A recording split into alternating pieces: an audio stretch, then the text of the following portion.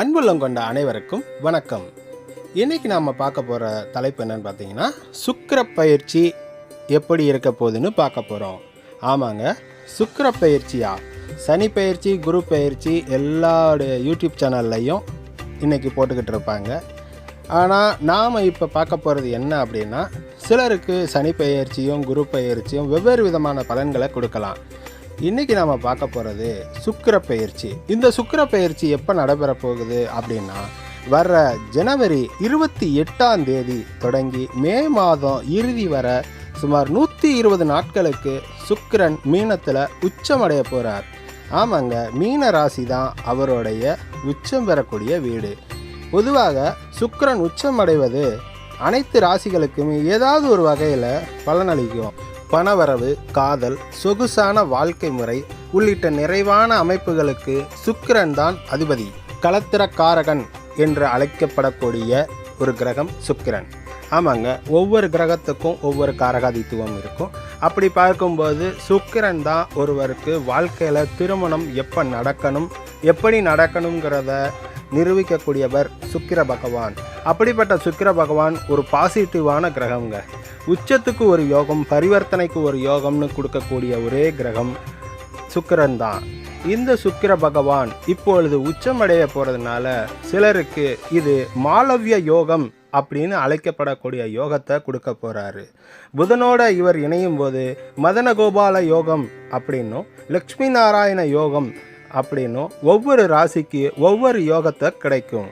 ராகுவோட எந்த கிரகம் சேர்ந்தாலும் அது பெரிய அளவுக்கு அதிர்ஷ்டத்தை கொடுக்காது. ஆனால் உச்சமடைந்த சுக்கிரன் ராகுவோடு சேரும்போது ஒரு யோகம் கிடைக்கும். அது என்ன யோகம், எப்படி அந்த ராசிகளுக்கு யோகத்தை கொடுக்க போகுது, என்னென்ன ராசிகளுக்கு எல்லாம் யோகத்தை கொடுக்கும் அப்படிங்கிறத தான் இப்போ நம்ம பார்க்க போகிறோம். இந்த தொகுப்பில் துலாம், தனுசு, விருச்சிகம், ரிஷபம், கும்பம் ஆகிய ராசிகளுக்கு இந்த சுக்கிர பயிற்சியின் யோகம் எப்படி இருக்குன்னு பார்க்க போகிறோம். வாங்க வீடியோக்குள்ளே போகலாம். முதலாவதாக நம்ம பார்க்க போகிறது துலாம்.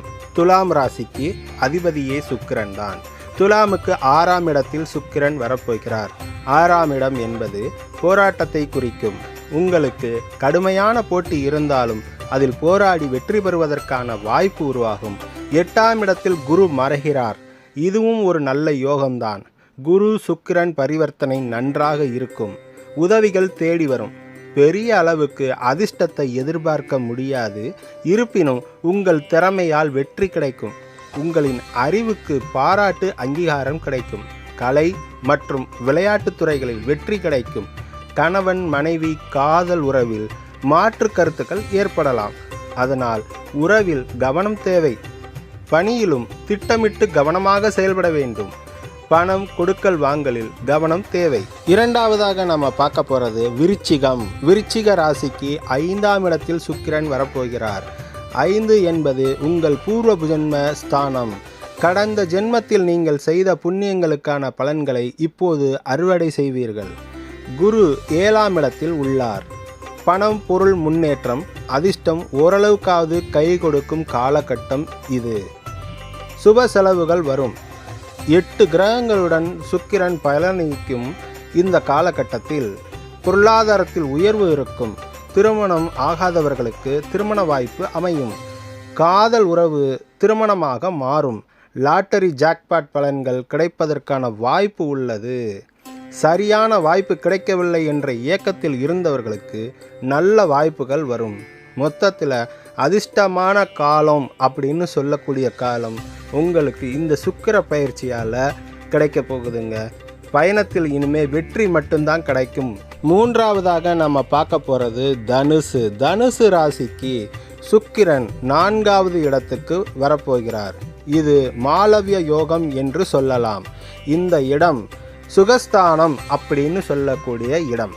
இந்த சுகஸ்தானத்தில் சுக்கிரன் உச்சம் பெறப்போகிறார். அதனால் உங்களுக்கு பெயர், புகழ், அந்தஸ்து எல்லாவற்றையும் கொடுப்பார். ஆரோக்கியத்தை மேம்படுத்துவார். தடங்கல்களை எல்லாம் தகர்த்தெறிவார். குடும்பத்தில் மகிழ்ச்சியான சூழலை உருவாக்குவார். உங்கள் ராசிநாதனான குருவுடன் செய்யும் பரிவர்த்தனை நல்ல பலன்களை தரும். இழப்பை விட வரவுதான் அதிகரிக்கும். உங்கள் திட்டங்களை நிறைவேற்றலாம். வாய்ப்புகள் நல்லபடியாக அமையும். பயணங்கள் திருப்திகரமாக அமையும். வீடு வாகனத்தில் மாற்றம் ஏற்படுவதற்கு வாய்ப்பு உள்ளது. நான்காவதாக நம்ம பார்க்க இருக்கிறது ரிஷபம். ரிஷபம் ராசிக்கு அதிபதியே சுக்கிரன் தான். இந்த சுக்கிரன் சுகத்தினை தருபவர். துன்பத்தில் இருந்து விடுதலை கொடுத்து செல்வ செழிப்போடு வாழ வழி செய்ய போகிறார்.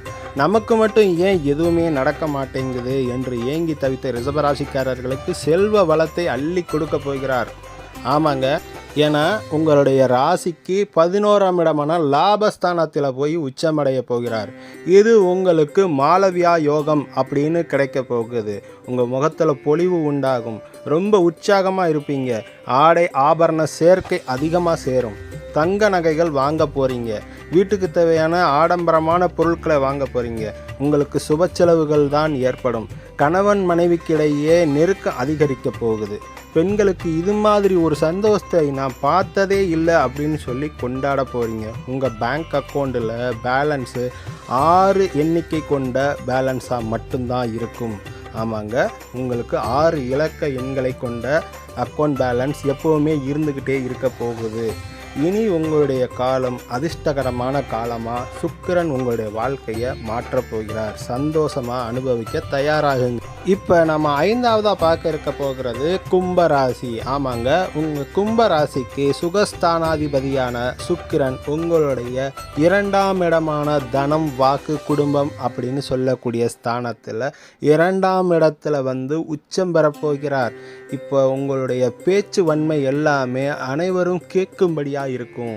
இந்த 2ஆம் இடமான தனஸ்தானத்தில் உங்களுக்கு சுக்கிர பகவான், அதாவது உங்களுக்கு 4ஆம் இடத்திற்குரிய அதிபதி 2ஆம் இடத்துல உச்சம் பெறுவதனால உங்களுக்கு வாழ்க்கையில் மிகப்பெரிய ஒரு மாற்றத்தை ஏற்படுத்த போகுது. இதனால உங்களுக்கு இதுவும் மாளவியா யோகம் அப்படின்னு சொல்லக்கூடிய யோகத்தை நீங்களும் அடைய போகிறீங்க. உங்கள் வீட்டுக்கு தேவையான அலங்கார பொருட்களை வாங்கி குவிப்பீர்கள். சிலர் வீடுகளை பராமரிப்பு செய்வீங்க. சொத்துக்களை அதிகமாக வாங்க போகக்கூடிய காலம் இப்பொழுது உங்களை தேடி வருது. வண்டி வாகனங்கள் புதுசாக வாங்க போகிறீங்க. ரொம்ப நாளாக கார் வாங்கணும்னு நினச்சிட்டு இருந்த உங்களுக்கு நேரம் காலம் எல்லாம் கூடி வருது. மனைவிக்கு நகை வாங்கி தரணும்னு ஆசைப்பட்டா இப்பொழுது உங்களுக்கு அதுக்கான அதிர்ஷ்டம் உங்களை தேடி வந்துருச்சுன்னு நினச்சிக்கோங்க. மார்ச் இறுதியிலேயே உங்களுக்கு தேவையான சொத்தும் நகையும் உங்களை தேடி வரப்போகுது. நீண்ட காலமாக திருமணம் தடைப்பட்டு போன சிலருக்கு இப்பொழுது திருமண வாய்ப்பு கூடி வரக்கூடிய காலமாக இருக்கும். நீண்ட காலமாக திருமணமும் குழந்தை பாக்கியமும் தள்ளி போனவங்களுக்கு இனி எல்லாமே நல்லபடியாக கைகூடி வரக்கூடிய காலமாக இருக்கும். அவங்களுக்கு கூடிய சீக்கிரத்திலேயே வைகாசியில் கெட்டி மேளம் கூடி வரப்போகுது. நல்ல நல்ல செய்திகள் மட்டும்தான் உங்களுக்கு கிடைக்கும். நல்லபடியாக இந்த சுக்கிர பயிற்சியை அனுபவிக்க தயாராக இருந்துக்கோங்க.